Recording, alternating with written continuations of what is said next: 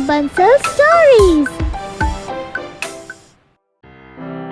रोनित अपने मम्मी और पापा के साथ गर्मी की छुट्टियों में नानी के घर गया हुआ था, लेकिन वहाँ उसके साथ खेलने के लिए कोई हम उम्र लड़का नहीं था, जिसकी वजह से रोनित का मन नहीं लग रहा था। उसे यहाँ अपने दोस्त शार्दुल की बहुत याद आती थी। उसके मामा ने उसे पतंग खरीद कर दी। अब रोनित दिन भर छत पर बैठा पतंग उड़ाता रहता। एक दिन जब वो पतंग उड़ा रहा था, अचानक से हवा का एक तेज झोंका आया और पतंग घर के पीछे वाले बरगद के पेड़ पर जाकर फंस गई। रोनित उदास हो गया। उसके मामा ने उसे घर की बाउंड्री से बाहर जाने से मना किया था। रोनित को एक तरकीब सूझी। उसने तय किया कि जब रात को सब सो जाएंगे तो वो चुपचाप उठेगा और पतंग उतार कर वापस आ जाएगा। रात को सबके सोने के बाद रोनित उठा और टॉर्च लेकर दबे पांव बाहर आया। रोनित ने टॉर्च जलाई और पेड़ पर अटकी पतंग को ढूंढने लगा। पतंग वहीं एक टहनी पर लटकी हुई थी, लेकिन न जाने कैसे उसके ऊपर खोपड़ी की तस्वीर छपी हुई थी। जैसे ही वो पतंग वाली टहनी पर चढ़ा, फिर से हवा का झोंका आया और पूरा पेड़ हिलने लगा। रोनित को ऐसा महसूस हुआ जैसे उसके शरीर में कुछ प्रवेश कर गया हो। तभी पतंग हवा की वजह से टहनी से निकलकर उड़ने लगी। उसे पकड़ने के लिए रोनित ने हाथ बढ़ाया। उसका बैलेंस बिगड़ा और वो धड़ाम से नीचे गिर पड़ा। अगले दिन सुबह जब रोनित की नींद खुली तो वो अपने बिस्तर पर लेटा हुआ था। उसे रात की घटना याद आई। उसे समझ नहीं आया कि वो उसका सपना था या हकीकत। उसे बहुत जोर की भूख लगी थी। उसने 3 आदमियों के बराबर खाना खाया और पानी पिया। सारे घर वाले आश्चर्यचकित थे। वो छत पर गया तो देखा कि वहाँ उसकी पतंग रखी हुई थी। रोनित हैरान था।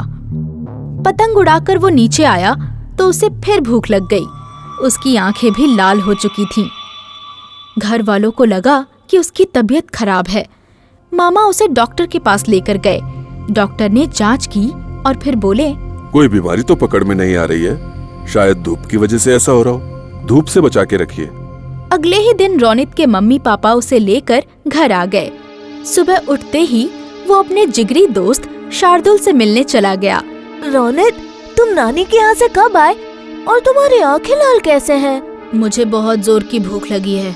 इससे पहले कि शार्दुल कुछ बोलता, रोनित बंदरों की तरह आम के पेड़ पर चढ़ गया और राक्षसों के जैसे आम खाने लगा।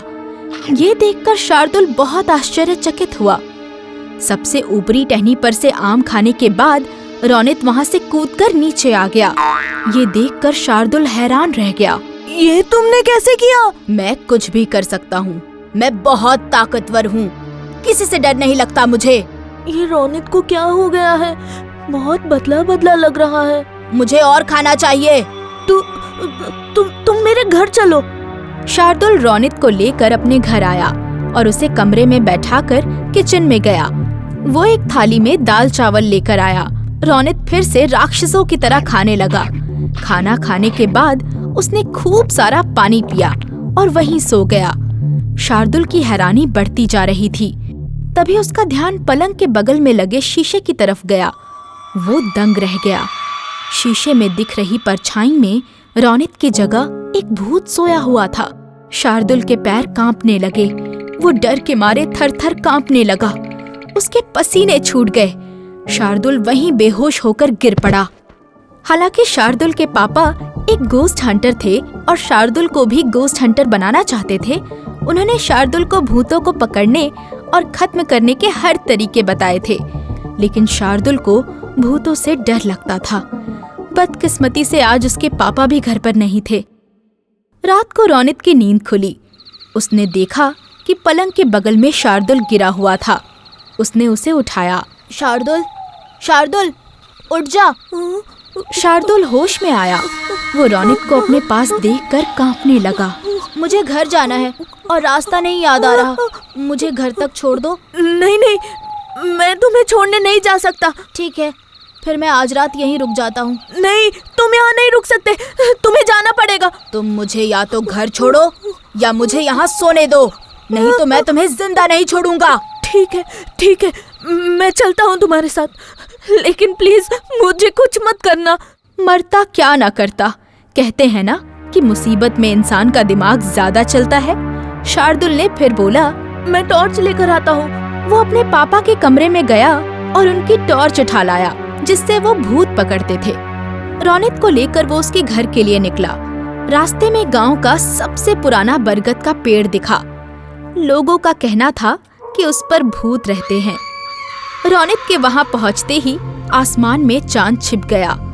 चारों तरफ घोर अंधेरा छा गया, लेकिन उस अंधेरे में भी रौनित की लाल आंखें चमक रही थी। उसके कान में फुसफुसाते हुए एक आवाज आई, हमें जगाओ, जगाओ हमें, जगाओ। अचानक से रौनित बरगद के पेड़ की तरफ मुड़ा और चिल्लाया, हाया हाया हुन हुन, मुझको चाहिए खून खून। ए इंसानों भाग जाओ, बरगद के भूतों जाग जाओ। ये कहने के साथ ही रौनित ने अपना हाथ फैलाया और हवा में ऊपर उड़ गया। तभी बरगद के पेड़ पर अलग अलग टहनियों से कई चमकती हुई आंखें दिखने लगी। सभी आंखों से आग निकलकर सामने वाले पेड़ पर गिरी। वो पेड़ धू धू करके जलने लगा। आग से वहां रोशनी पैदा हुई। शार्दुल का कलेजा डर के मारे सिकुड़ गया। वो अपने घर की ओर भागा, लेकिन बरगद के पेड़ से एक भूत ने आग का छल्ला फेंका। शार्दुल उसमें फंस गया। वो चाहकर भी बाहर नहीं जा सकता था, वरना जल जाता। रौनित, रौनित, मैं तुम्हारा दोस्त हूँ शार्दुल, प्लीज मुझे बचा लो। तू और मेरा दोस्त? तुझे तो मैं जानता भी नहीं। बरगद के भूतों, देख क्या रहे हो? मार डालो इसे। बरगद के सारे भूत नीचे आए और शार्दुल की तरफ बढ़े। रौनित के शरीर पर भूत का कब्जा था। अंदर ही अंदर रौनित उस भूत से लड़ने की कोशिश कर रहा था। नहीं नहीं, रुको, ये मेरा दोस्त है, इसे जाने दो। ये दोस्त नहीं, इंसान है, समझे? ये सुनकर रौनित के अंदर का भूत जाग गया। मार डालो इसे। भूत फिर आगे बढ़े। उनमें से एक का हाथ बदलकर कुल्हाड़ी बन गया। उसने हाथ हवा में उठाया और शार्दुल को मारने ही वाला था कि किसी ने पीछे से उसके सर पर डंडे से मारा। ये रौनित था। तू कौन है? मैं रौनित हूँ, शार्दुल का दोस्त, और मेरे रहते तुम लोग इसे छू भी नहीं पाओगे। लगता है इस इंसान की इंसानियत अभी जिंदा है, तो आओ पहले इसे ही मारते हैं। ये कहकर भूत ने जोर से लात मारी। रौनित थोड़ी दूरी पर जा गिरा। कभी उसके अंदर का इंसान जाग जाता तो कभी उसके अंदर का भूत। शार्दुल समझ चुका था कि उसके दोस्त पर भूत का साया है। बरगद के भूतों में से एक भूत रौनित की तरफ बढ़ा। अपने दोस्त को मुसीबत में देखकर शार्दुल घबरा गया। तभी उसे बरगद के पेड़ से लटकती हुई उसकी लट दिखी। उसने कूद कर उसे पकड़ लिया। शार्दुल झूलते हुए रौनित की तरफ गया और भूत की पीठ पर किक मारी। भूत जमीन पर गिर पड़ा। शार्दुल ने रौनित को उठाया और जंगल की तरफ भागा। थोड़ी देर दौड़ने के बाद दोनों रुके और एक पेड़ के पीछे छिप गए। मेरे अंदर का भूत कभी भी जाग सकता है। तुम मुझे छोड़कर चले जाओ दोस्त, वरना शायद मैं तुम्हें ही मार दूं।